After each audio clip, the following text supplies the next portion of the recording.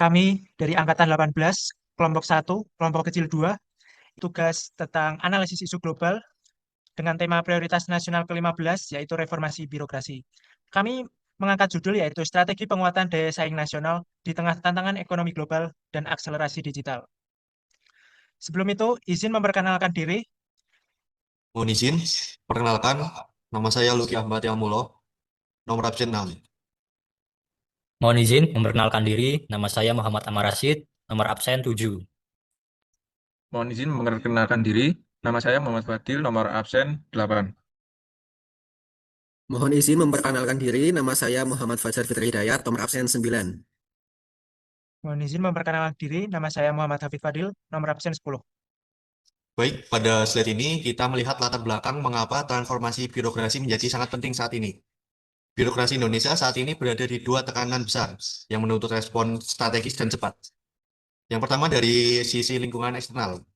Kita menghadapi ketidakpastian ekonomi global yang dipengaruhi oleh konflik geopolitik serta fluktuasi pasar dunia. Selain itu, revolusi digital juga mendorong perubahan ekspektasi masyarakat terhadap layanan yang harus semakin cepat, mudah, dan tidak sebatas oleh wilayah geografis. Sementara itu, di sisi lain, yaitu di lingkungan internal, sistem birokrasi kita masih menganggap tantangan berupa fragmentasi antar unit serta budaya kerja ASN yang sedang beradaptasi menuju era digital. Ini berarti tidak hanya sistem yang harus dibenahi, tetapi juga pola pikir dan cara kerja. Oleh karena itu, kedua tekanan ini menjadi dasar penting perlunya akselerasi transformasi birokrasi yang lebih adaptif, terintegrasi, dan berbasis digital. Selanjutnya, urgensi reformasi. Isu reformasi birokrasi memenuhi kriteria urgensi berdasarkan 4 dimensi analisis. Yang pertama, aktual. Isu ini sangat hangat dan nyata terjadi. Saat ini, pemerintah tengah melakukan percepatan transformasi digital melalui inisiatif INA Digital untuk merespon tuntutan ekonomi dunia yang bergerak sangat cepat. Kedua, ada problematik. Masalah ini memiliki tingkat kompleksitas yang tinggi. Fragmentasi data antar instansi dan ancaman keamanan siber menjadi kendala serius yang jika tidak segera ditangani akan membahayakan kedaulatan data nasional dan menghambat pertumbuhan ekonomi. Yang ketiga ada khalayak. Isu ini menyangkut hajat hidup orang banyak.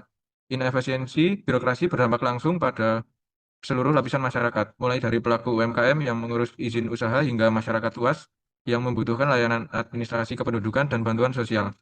Keempat ada layak. Isu ini sangat logis dan realistis untuk segera dicari solusinya. Transformasi menuju birokrasi digital yang terintegrasi adalah satu-satunya jalan agar Indonesia dapat keluar dari jebakan biaya birokrasi tinggi dan mampu bersaing secara global. Slide selanjutnya adalah data dukung diperlukan reformasi birokrasi di negara kita. Yang pertama, data Kemenpan RB mencatat terdapat lebih dari 27.000 aplikasi pemerintah dan 800 pusat data yang tersebar di berbagai instansi. Hal ini menyebabkan pemborosan anggaran triliunan rupiah dan data yang saling tumpah tindih. Lalu, pengguna internet di Indonesia telah mencapai lebih dari 220 juta orang atau sekitar 79% populasi. Hal ini menciptakan ekspektasi layanan publik yang serba cepat. Jika birokrasi tidak segera melakukan reformasi digital, akan terjadi kesenjangan atau digital gap yang besar antara layanan pemerintah dan kebutuhan masyarakat. Meskipun posisi Indonesia membaik, kita masih tertinggal dari negara tetangga seperti Singapura dan Thailand dalam hal efisiensi pemerintahan. Data menunjukkan bahwa kerumitan birokrasi masih menyumbang biaya ekonomi yang tinggi sekitar 20-25% dari biaya operasional usaha. Dan yang terakhir, Badan Cyber dan Sandi Negara atau BSSN mencatat adanya ratusan juta hingga miliaran upaya anomali trafik cyber setiap tahunnya. Serangan terhadap database pemerintah menunjukkan bahwa reformasi birokrasi tidak hanya soal pindah ke aplikasi, tapi soal kedaulatan data dan keamanan sistem yang kuat. Selanjutnya yaitu 3 pilar transformasi. Yang pertama yaitu birokrasi yang lincah atau agile governance. Untuk ketahanan ekonomi, fokus ini menganalisis bagaimana birokrasi harus mengubah pola kerja dari yang bersifat kaku dan prosedural menjadi lebih adaptif. Penyederhanaan regulasi menghapus aturan yang tumpah tindih demi menciptakan iklim investasi yang kompetitif di level global.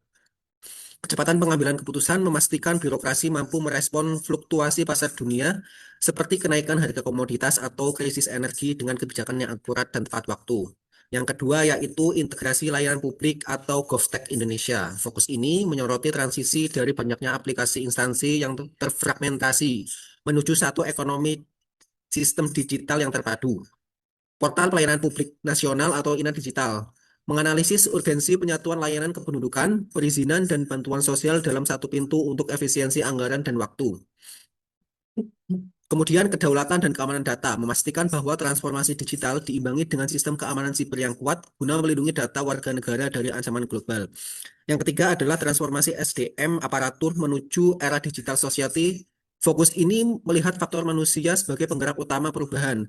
Peningkatan literasi digital ASN untuk mengalihkan kompetensi pegawai dari tugas-tugas administratif manual menuju analisis data dan manajemen sistem.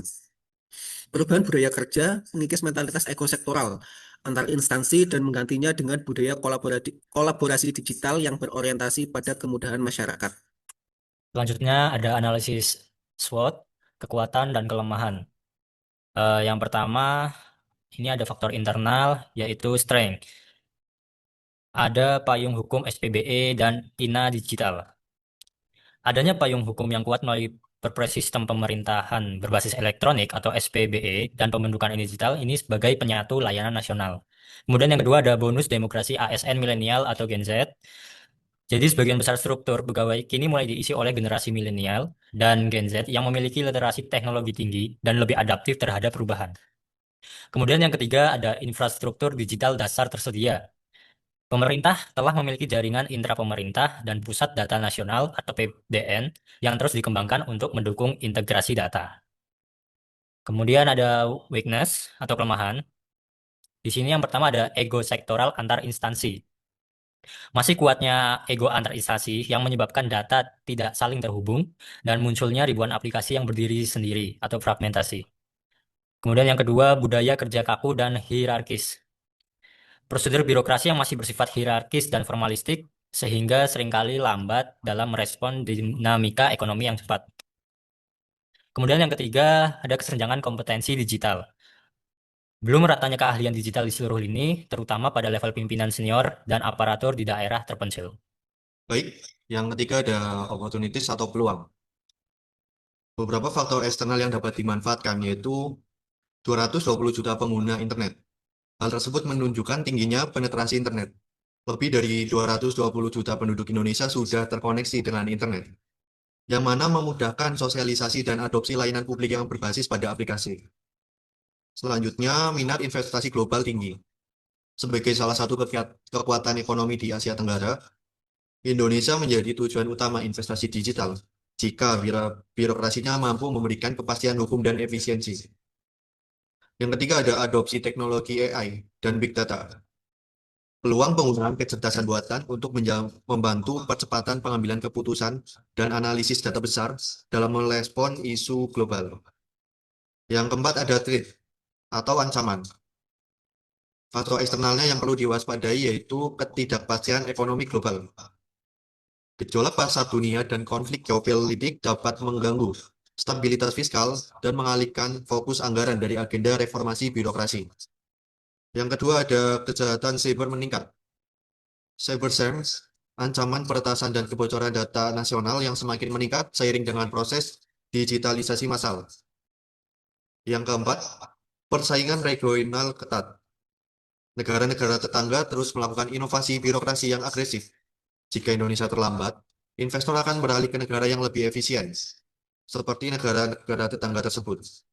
Baik, untuk itu kita harus memerlukan beberapa strategi ya dari SBOT ini. Yang pertama ini ada strategi SO, jadi gunakan kekuatan untuk peluang. Tindakannya apa? Tindakannya yaitu memaksimalkan ASN muda dan sistem SPBE untuk membangun layanan unggulan menarik investasi digital.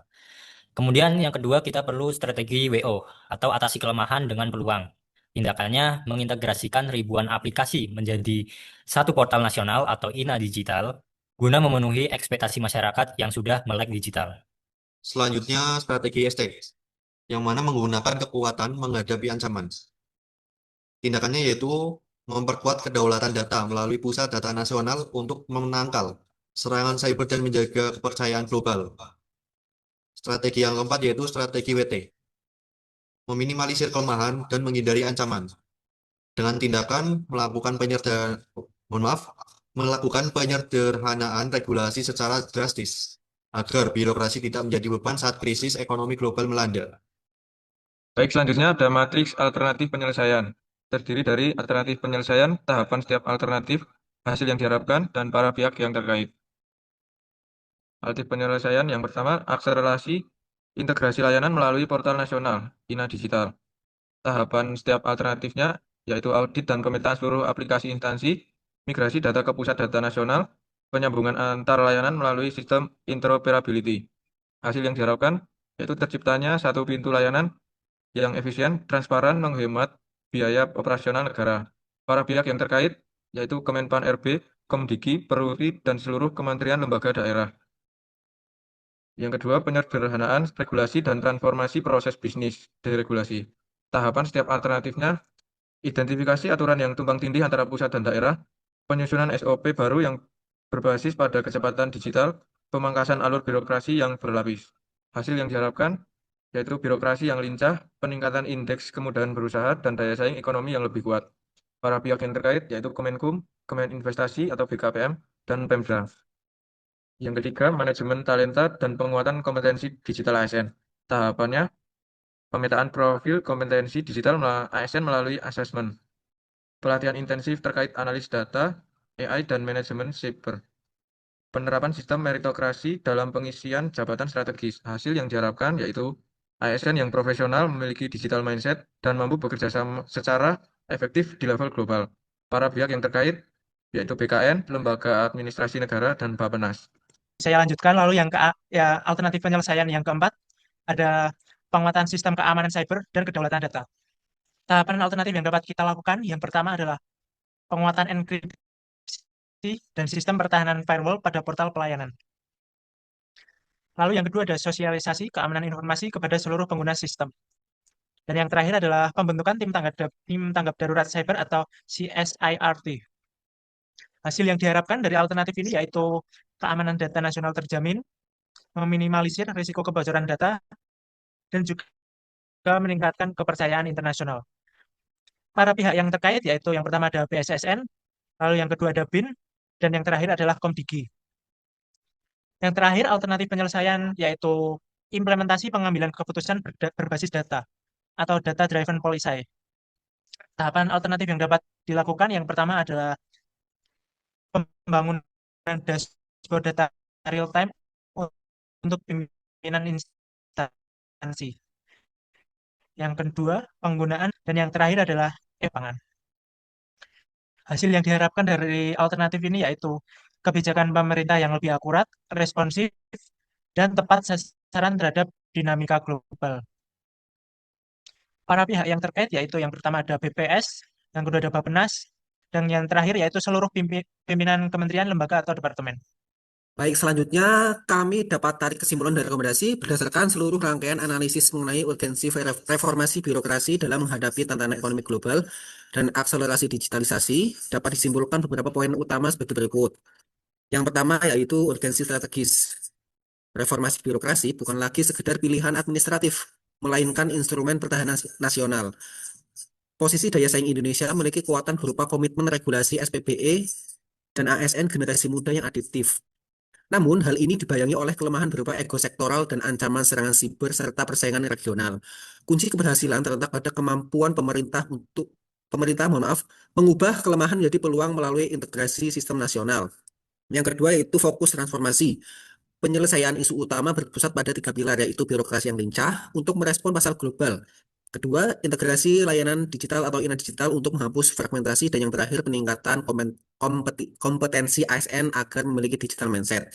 Yang terakhir yaitu solusi alternatif, di mana penyelesaian yang paling mendesak adalah melakukan integrasi portal layanan publik dan penyederhanaan regulasi atau deregulasi. Langkah ini akan secara langsung menurunkan biaya ekonomi tinggi dan meningkatkan daya saing investasi Indonesia di kancah internasional. Pernyataan dari kami, reformasi birokrasi adalah fondasi bagi pertumbuhan ekonomi yang berkelanjutan. Dengan menyatukan sistem digital yang aman dan SDM yang kompeten, birokrasi Indonesia akan bertransformasi menjadi motor penggerak yang tangguh, transparan, dan mampu menjawab setiap tantangan di era globalisasi. Baik, terima kasih. Demikian presentasi analisis isu global dengan tema prioritas nasional ke-15, reformasi birokrasi, strategi penguatan daya saing nasional di tengah tantangan ekonomi global dan akselerasi digital. Kurang lebihnya, mohon maaf. Wassalamualaikum warahmatullahi wabarakatuh.